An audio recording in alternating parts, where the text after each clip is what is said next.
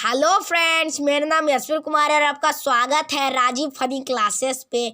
तो फ्रेंड्स, आज का जो हमारा टॉपिक है वो है बहुत इम्पोर्टेंट टॉपिक और ये हर एग्जाम में पूछे गए हैं। ठीक है फ्रेंड्स, चाहे वो आरआरबी हो, एनटीपीसी हो, बीपीएससी हो, एसएससी हो, सब में वो पूछे गए। तो कौन सा आज का हमारा जो टॉपिक है वह मैं बता देता हूँ। आज का जो हमारा टॉपिक है वो है भारत के राष्ट्रीय प्रतीक। ठीक है, तो आज का जो टॉपिक है भारत के राष्ट्रीय प्रतीक है। तो चलिए अब बिना देरी के स्टार्ट करते हैं। देखिए फ्रेंड्स, फर्स्ट नंबर का जो क्वेश्चन है 1 नंबर में वो है भारत के राष्ट्रीय ध्वज की लंबाई और चौड़ाई का अनुपात है। तो कितना है? देखिए, पहले तो है कि भारत के राष्ट्रीय ध्वज की लंबाई, तो लंबाई कितना है 3 और चौड़ाई का अनुपात करें तो वो है 2। ठीक है, चलिए 1 नंबर का क्वेश्चन मैंने आपका सॉल्व कर दिया। तो फ्रेंड्स, इसका आंसर है 3:2। ठीक है, डेट इज क्लियर। ये मैंने आपका 1 नंबर का सॉल्व कर दिया। अब दूसरे नंबर में क्या है? भारत के राष्ट्रीय ध्वज की चौड़ाई और लंबाई का अनुपात है। तो कितना है? इसका आंसर हो जाएगा 2:3 अनुपात है। ठीक है फ्रेंड्स, चलिए ये तो मैंने आपका सॉल्व कर दिया 2 नंबर का। अब 3 नंबर में क्वेश्चन है कि भारत के राष्ट्रीय ध्वज में मध्य में बने धर्म चक्र का रंग क्या है? तो क्या है फ्रेंड्स? ये है, इसका आंसर हो जाएगा गहरा नीला। ठीक है, डेट इज क्लियर। चलिए, तो ये मैंने आपका सॉल्व कर दिया 3 नंबर। अब 4 नंबर में क्या है? भारत के राष्ट्रीय ध्वज के चक्र में कितनी तीलियां हैं? तो कितनी तीलियां हैं भारत के राष्ट्रीय ध्वज के चक्र में? कितनी तीलियां हैं फ्रेंड्स? तो ये है 24 तीलियां। ठीक है, डेट इज क्लियर। ये मैंने आपका सॉल्व कर दिया। 5वीं नंबर में क्या है फ्रेंड्स? 5वीं नंबर में क्या है फ्रेंड्स? तो 5वीं नंबर में है भारत का राष्ट्रीय गान। तो भारत का राष्ट्रीय गान का आंसर क्या हो जाएगा? जन गण मन। ठीक है फ्रेंड्स, चलिए ये तो मैंने आपका सॉल्व कर दिया। अब क्या है कि अब है भारत के राष्ट्रीय गान के रचयिता हैं। तो कौन है भारत के राष्ट्रीय गान के रचयिता? कौन है? तो वो रविन्द्रनाथ टैगोर। ठीक है, तो इसका आंसर हो जाएगा रविन्द्रनाथ टैगोर। चलिए ये तो मैंने आपका सॉल्व कर दिया। अब क्या है कि राष्ट्रीय गान जन गण मन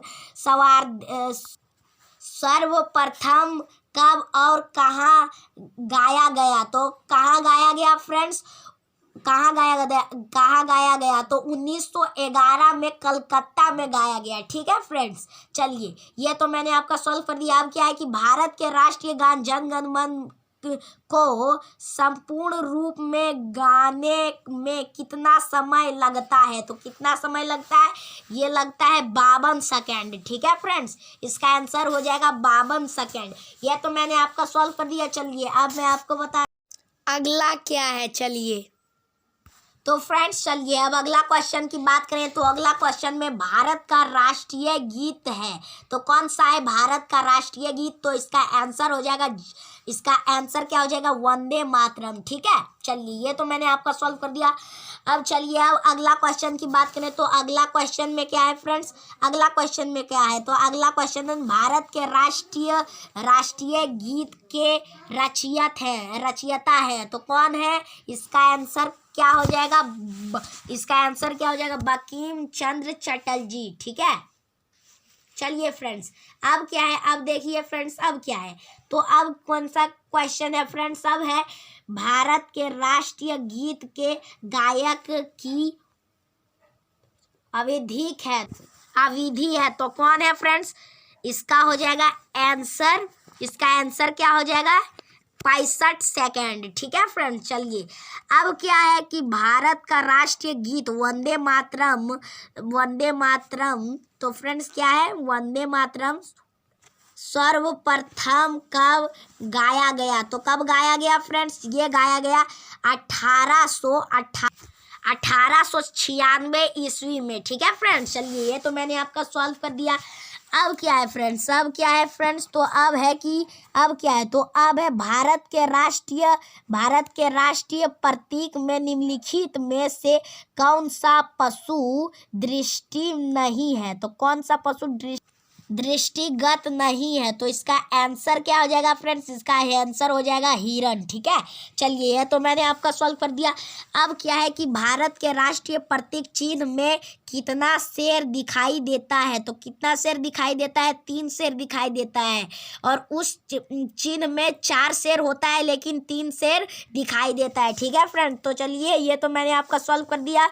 अब देखिए, अब अगला क्वेश्चन क्या है कि भारत का राज चिन्ह अशोक महान द्वारा सारनाथ में तो अब क्या है, स्थापित सिंह स्तंभ से लिया गया है। ठीक है, इस राज चिन्ह के मूल स्तंभ में कितना सिंह है? तो ये है 4 है। ठीक है, इसमें 4 सिंह है। ठीक है फ्रेंड, चलिए ये तो मैंने सॉल्व कर दिया। चलिए अब क्या है, तो अब क्या है फ्रेंड्स, अब क्या है फ्रेंड्स, भारत का राष्ट्रीय पशु है। तो भारत का राष्ट्रीय पशु कौन सा है? इसका आंसर क्या हो जाएगा? बाघ। ठीक है, पहले जो पशु था वो था सिंह। ठीक है, सिंह मतलब होता है शेर। पहले था सिंह, अब हो गया बाघ। ठीक है फ्रेंड, चलिए ये तो मैंने आपका सॉल्व कर दिया। अब क्या है कि बाघ से पूर्व भारत का राष्ट्रीय पशु था, तो कौन सा था? ये था सिंह। ठीक है, डेट इज क्लियर, ये तो मैंने आपका सॉल्व कर दिया।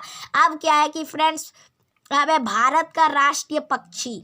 भारत का राष्ट्रीय पक्षी कौन सा है? इसका आंसर क्या हो जाएगा? तो इसका आंसर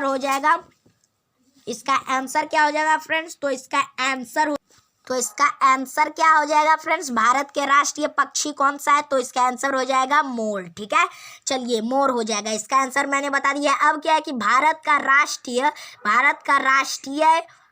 आदर्श वाक्य क्या है? तो क्या है? वो है सत्यमेव जयते। ठीक है, चलिए ये तो मैंने आपका सॉल्व कर दिया। अब क्या है कि निम्नलिखित में से किस पशु को भारत के राष्ट्रीय प्रतीक में 21 पशु को स्थान नहीं मिला है? तो इसका आंसर क्या हो जाएगा? ऊंट। ठीक है फ्रेंड्स, तो आज का टॉपिक हमारा यही रहा था, भारत के राष्ट्रीय प्रतीक। तो इसको शेयर कीजिए और अपने दोस्तों के पास सब्सक्राइब कीजिए और ज़्यादा से ज़्यादा शेयर कर दीजिए। तब तक के लिए धन्यवाद। इसका अच्छी लगी वीडियो तो ज़्यादा से ज़्यादा शेयर कीजिए। तब तक के लिए बाय बाय।